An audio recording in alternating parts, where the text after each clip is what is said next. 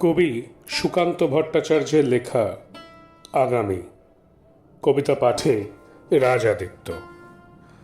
জড় নই, মৃত নই, নই অন্ধকারের খনিজ।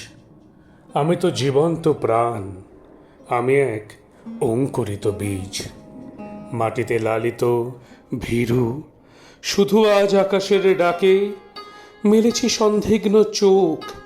স্বপ্ন ঘিরে রয়েছে আমাকে, যদিও নগণ্য আমি, তুচ্ছ বটবৃক্ষের সমাজে। তবু ক্ষুদ্র এ শরীরে গোপনে মর্মর ধ্বনি বাজে। বিদীর্ণ করেছি মাটি, দেখেছি আলোর আনাগোনা। শিকরে আমার তাই অরণ্যের বিশাল চেতনা। আজ শুধু অঙ্কুরিত, জানি কাল ক্ষুদ্র ক্ষুদ্র পাতা উদ্দাম হাওয়ার তালে তাল রেখে নেড়ে যাবে মাথা। তারপর দৃপ্ত শাখা মেলে দেব সবার সম্মুখে।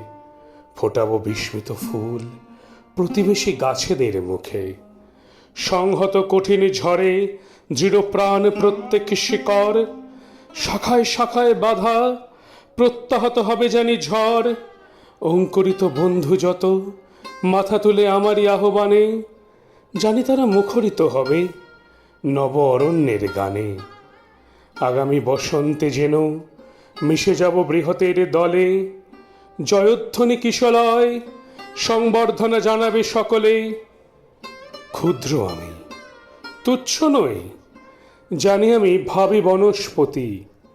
বৃষ্টির মাটির রসে পাই আমি তার তো সম্মতি। সেদিন ছায়ায় এসো, হানো যদি কঠিন কুঠারে, তবু তোমায় আমি হাতছানি দেব বারে বারে। ফল দেব, ফুল দেব, দেব আমি পাখিরও কুজন। একই মাটিতে পুষ্ট তোমাদের আপনার জন।